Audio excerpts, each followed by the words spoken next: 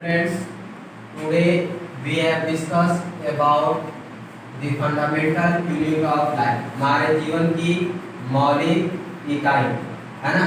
ये हमारे साइंस के बायोलॉजी का फर्स्ट पार्ट है, पहला चैप्टर है। और इस चैप्टर में हम कोशिका के बारे में स्टडी करेंगे। इस चीज के बारे में, कोशिका के बारे में कि कोशिका क्या होती है और कोशिका हमारे जीवन में किस प्रकार से अपनी भूमिका को अदा करती है ना। दी फंडामेंटल यूनिट ऑफ लाइफ, इस चैप्टर में हम सिर्फ इसी चीज के बारे में जानेंगे। और चैप्टर 6 जो है आपका चैप्टर 5 से रिलेटेड है।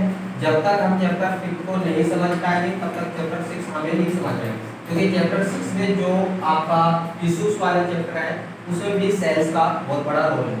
तो हम सबसे पहले चैप्टर 5 को क्लियर करेंगे कि क्या है सेल्स, सेल के स्ट्रक्चर के बारे में पढ़ेंगे, सेल के साइज के बारे में पढ़ेंगे और सेल के फंक्शंस के बारे में पढ़ेंगे। यहाँ पे हम जो भी सेल्स के बारे में स्टडी करेंगे सिर्फ इंसान के बारे में नहीं, बल्कि यहाँ पे plants, animals and human beings, इन सभी के बारे में हम स्टडी करेंगे कि सभी में सेल्स का क्या रोल है ना। तो सबसे पहले हम बात करेंगे कि what is sales. What is sales, sales क्या है, व्हाट इज सेल्स। हम बात करेंगे सेल्स क्या है, व्हाट इज सेल्स। बात करेंगे सेल्स की क्या काम है। Cell is the smallest and functional unit of our life. हमारे जीवन की ये सबसे छोटी इकाई और हमारे जीवन की सबसे छोटी इकाई क्रियात्मक एवं संरचनात्मक क्रियात्मक इकाई।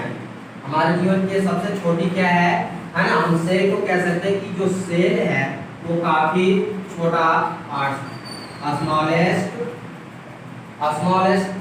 particles. Cell is the smallest particle, है ना। ये काफी क्या है, छोटा पार्टिकल्स है। और ये हम इसे अपने नेक्ड आई से नहीं देख सकते हैं, है ना। हम इसे खुले आंखों से नहीं देख सकते हैं। इसे देखने के लिए हमें किस चीज की जरूरत होगा, माइक्रोस्कोप।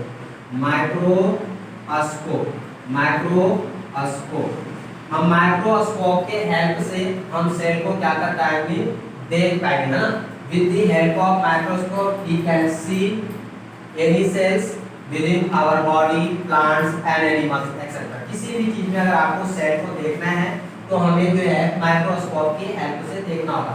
जब स्टार्टिंग में सेल के बारे में पता किया गया था, जब स्टार्टिंग में सेल्स के बारे में खोज हुई थी, सबसे पहले हम बात करें सेल की जो खोज हुई थी वो 1665 ईयर्स में हुई थी, है ना। In year 1665 cell as discover. Cell की जो खोज हुई थी वो 1665 में रॉबर्ट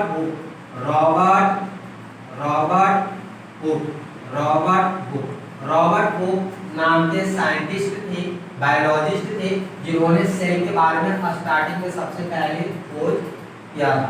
तो हम यहाँ पे बात करेंगे कि रॉबर्ट हुक जो है सेल के बारे में क्या क्या बताए। उस समय जब स्टार्टिंग में जब 1665 ईयर्स में जब सेल के बारे में खोज हुई उस समय सेल्स के बारे में क्या क्या इंफॉर्मेशन मिला। स्टार्टिंग में जिस वक्त ये सेल के बारे में खोजी थी उस वक्त ज़्यादा कोई हमारे पास इंफॉर्मेशन नहीं था। सेल के बारे में लोगों को कुछ ज़्यादा नहीं पता था कि सेल के बारे में क्या है क्या नहीं है। तो स्टार्टिंग में सेल के बारे में बस इतना पता किया गया था। उस टाइम हमारे पास इतने डिजिटली टेक्नोलॉजी, इतना एडवांस टेक्नोलॉजी नहीं था जिस टेक्नोलॉजी के माध्यम से हम सेल के बारे में ज़्यादा से ज़्यादा कुछ बता सके। सो उसका स्टार्टिंग में केवल और केवल सेल के बारे में वो नाम दिया गया कि ये सेल है। और जैसे जैसे हमारे टेक्नोलॉजी में डेवलपमेंट आया, टाइम बीतता गया, उसके बाद सेल के बारे में ज़्यादा से ज़्यादा इंफॉर्मेशन मिलता गया। हमारे सेल्स के बारे में जब इसके हम यहाँ पे बात करेंगे इसका स्ट्रक्चर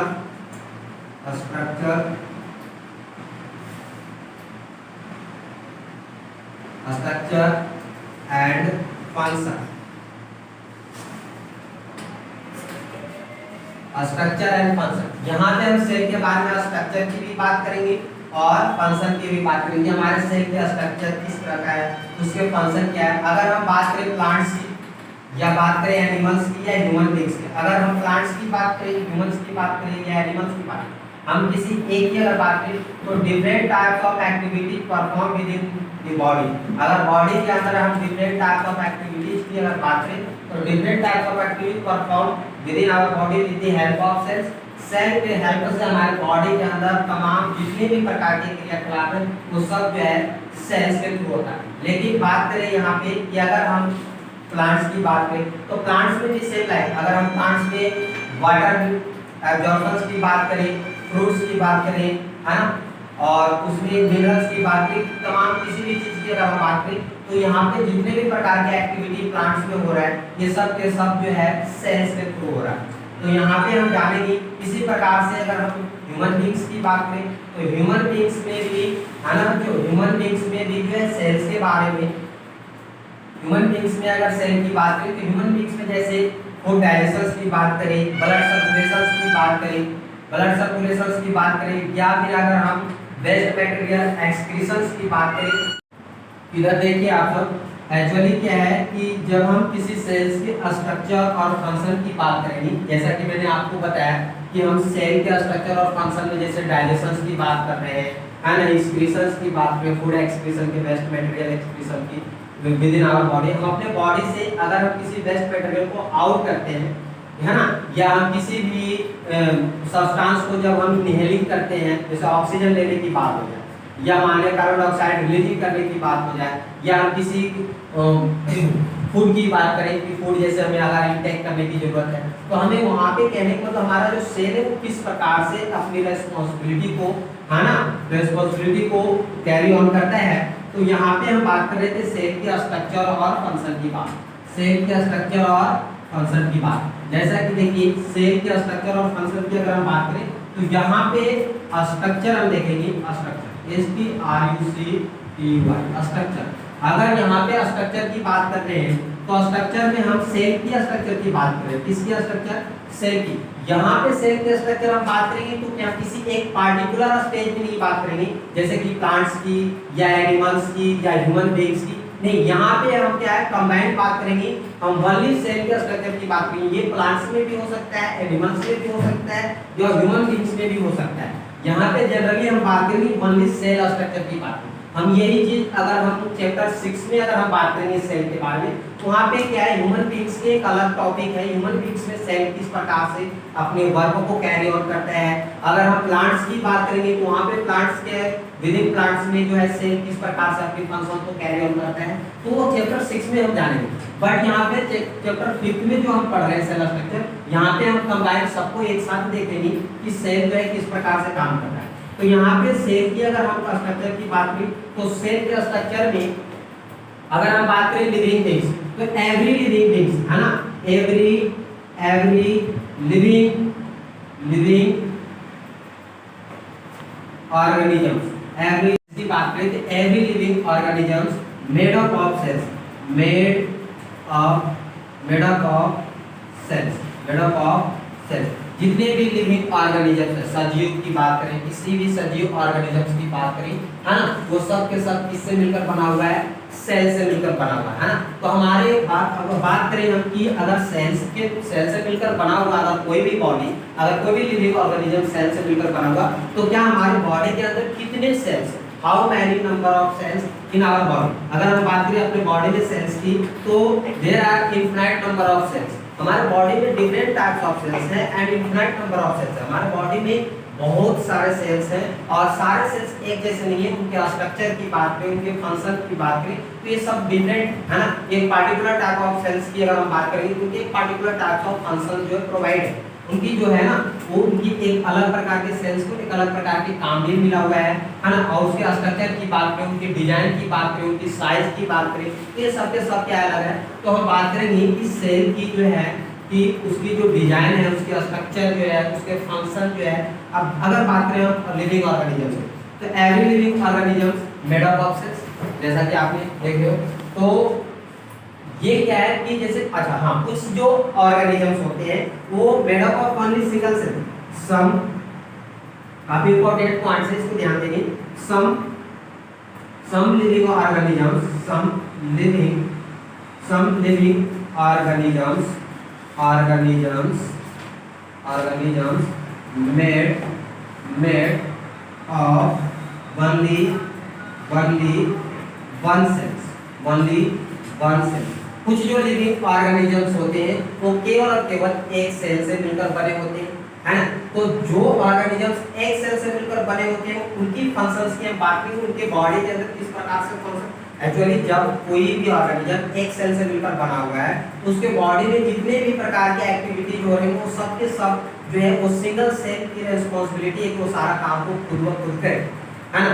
अगर हम बात करें, अगर हाँ, और कुछ जो एनिमल्स होते हैं, है ना, तो some organisms and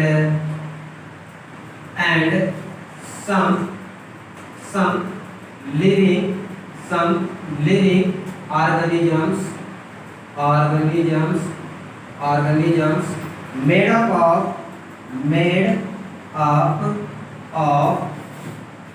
more than one cells। कुछ जो लिविंग ऑर्गेनिज्म होते हैं वो उनमें एक से ज्यादा सेल्स होते हैं, एक से ज्यादा सेल से मिलकर बने होते हैं। तो ध्यान रखेंगे कि जो ऑर्गेनिजम्स एक सेल से मिलकर बने होते हैं उनको हम बोलते हैं यूनिसेलुलर ऑर्गेनिजम्स। क्या बोलेंगे उसको हम बोलेंगे यूनिसेलुलर ऑर्गेनिजम्स। उसको हम बोलेंगे unicellular organisms. Unicellular organisms. Unicellular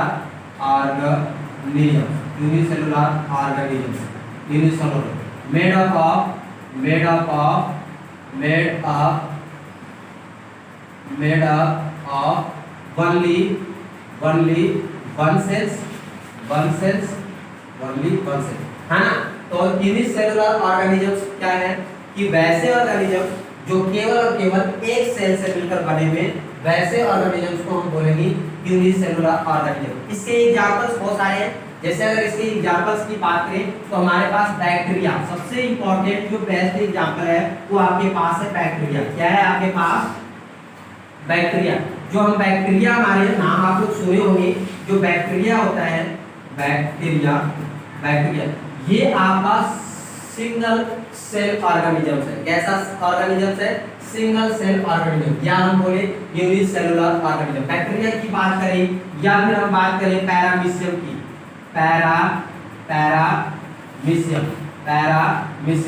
paramecium की बात करें, है ना, पैरामीशियम की बात करें, या हम बात करें कैलिडोमोनास।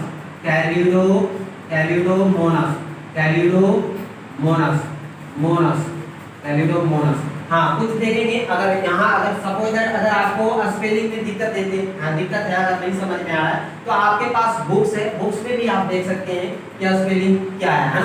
तो एक्चुअली क्या है, ये बोर्ड पे बुक्स जो है जल्दीबाजी में हो सकता है कि हमारे से मिस्टेक हो जाए, तो हो सकता है आपको अगर दिक्कत आ रही हो कि सर गलत बता रहे हैं, छोटे ऐसे गलत नहीं है। आपके पास बुक है, बुक में आप जो है कर रहे थे बच्चों यूनिसेलुलर ऑर्गेनिजम्स की, है ना। जैसा कि यूनिसेलुलर ऑर्गेनिजम्स की अगर हम बात करें तो यूनिसेलुलर ऑर्गेनिज्म में हमने आपको बताया था कि made up of only one cell. वैसे ऑर्गेनिज्म जो केवल और केवल सिंगल सेल से मिलकर बने होते हैं, वैसे ऑर्गेनिज्म को हम यूनिसेलुलर ऑर्गेनिज्म कहते हैं। या इसको हिंदी में अगर हम बोले तो इसको हम एक कोशिकीय जीव कहते हैं। क्या कहते हैं इसको? एक कोशिकीय जीव। मतलब कि वैसे जीव जो एक कोशिका से मिलकर बने हो उसको हम एक कोशिकीय जीव कहेंगे। जैसा कि इसको एग्जांपल में अगर देखें तो हम बैक्टीरिया की बात करें, पैरामीशियम की बात करें, कैलिडोमोनास की बात करें, और इसके एक और सबसे बेस्ट एग्जांपल जो है वो अमीबा है। काफी पॉपुलर एग्जांपल्स है अमीबा, है ना। तो ये जो जितने भी एग्जांपल्स हैं ये हमारे यूनिसेलुलर ऑर्गेनिजम्स के एग्जांपल है, एक कोशिकीय जीव के एग्जांपल है। और इसी प्रकार से हम बात करेंगे multicellular organism,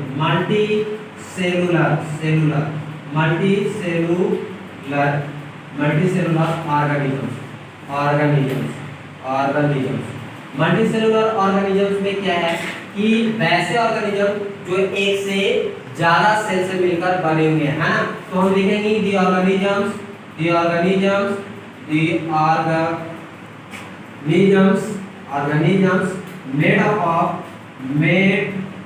made up of, है ना, many more cells,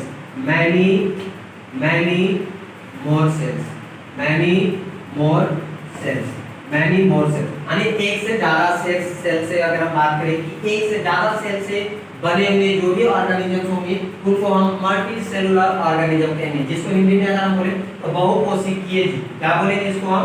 बहुकोशिकीय जीव, मतलब जिसमें एक से ज्यादा कोशिका हो, वैसे ऑर्गेनिजम्स को हम, वैसे जीव को हम बहुकोशिकीय जीव कहेंगे, है ना।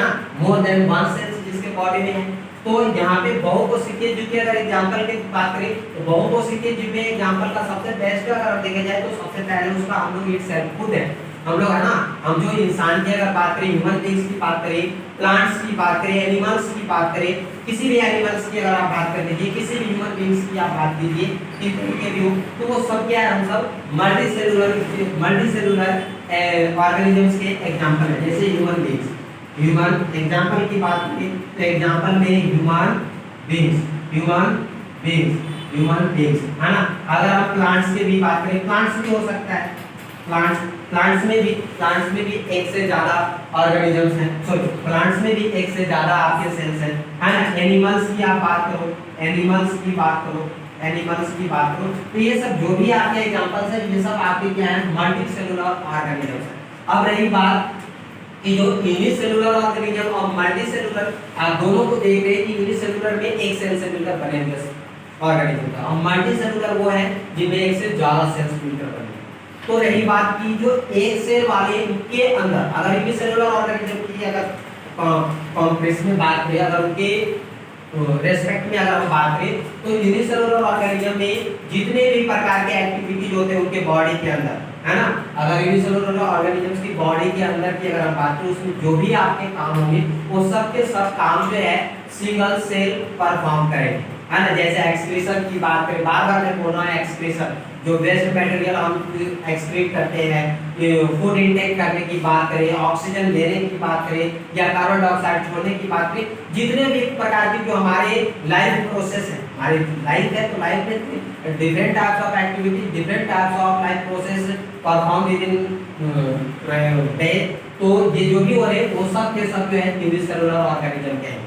लेकिन अगर हम बात करें मल्टीसेलुलर ऑर्गेनिज्म, तो इनके जो काम है वो काम क्या है, बटा हुआ है।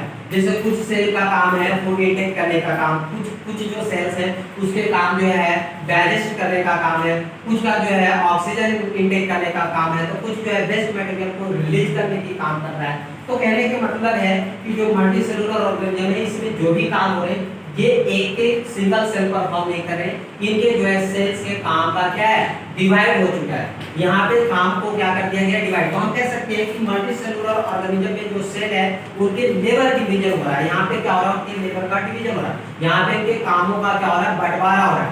और यूनिसेलुलर में जबकि ऐसा नहीं है, यूनिसेलुलर में सारे काम जो है सिंगल सेल कर रहे हैं, और मल्टीसेलुलर में जो है इनके काम जो है, इनके काम बटे हुए हैं, सारे काम इनके बटे हुए हैं। तो इसलिए इसको कह सकते हैं हम क्या, कि इसमें जो है वर्ग का डिवीजन हो रहा है, यहाँ पे इनके लेवर का क्या हो रहा है, सर्व विभाजन हो रहा है, यहाँ पे इनके कामों का विभाजन हो रहा है ना।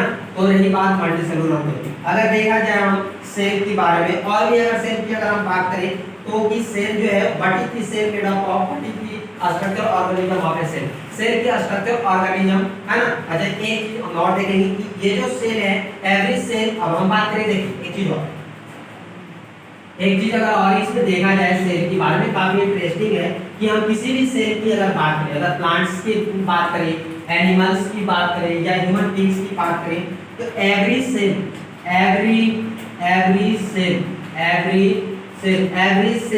है ना, प्लाज्मा मेम्ब्रेन, है ना, प्लाज्मा मेम्ब्रेन, प्लाज्मा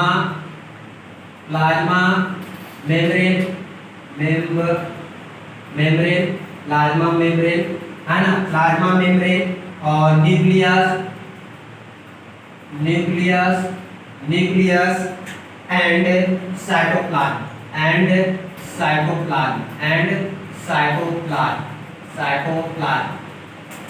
ये जो प्लाज्मा मेम्ब्रेन है, न्यूक्लियस है एंड साइटोप्लाज्म, एवरी सेल है कंबाइन। ये जितने भी सेल्स होते हैं प्लांट्स के अंदर, एनिमल्स के अंदर, या ह्यूमन बीइंग्स की बात करें, तो सभी सेल्स में ये सेल के कंपोनेंट्स है।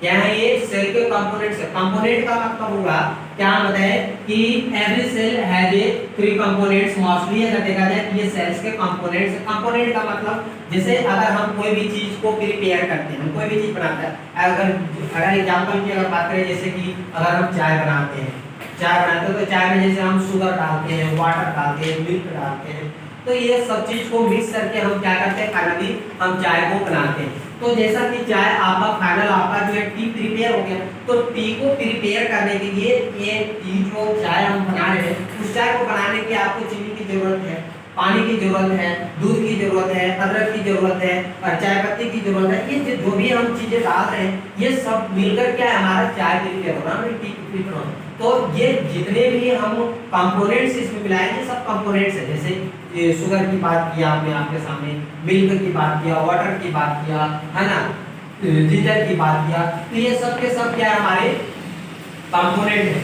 जस्ट लाइक अगर हम इसी प्रकार का सिमिलरली सेल की बात करें तो सेल के कंपोनेंट्स है plasma membrane, nucleus and cytoplasm. ये क्या है, हमारे सेल के कंपोनेंट्स है। कंपोनेंट का मतलब हिस्सा, ये पार्ट्स है। तो हम ये जो अब जिस प्रकार से जैसे कहने का मतलब अगर हम बिना मिल्क के अगर हम चाय नहीं बना सकते, अगर आप बिना मिल्क के अगर चाय बनाते हैं तो हो सकता है कि आपका चाय ज़्यादा इतना टेस्टी ना बन पाए, है ना। अगर बनाने के लिए तो आप बिना दूध का एक पानी वाला आप सिंपल नॉर्मली बना सकते हैं। बट क्या है कि आप उस चीज़ में वो आप टेस्ट नहीं देख पाएंगे जो कि एक मिल्क में जो टेस्ट आता है मिल्क वाला।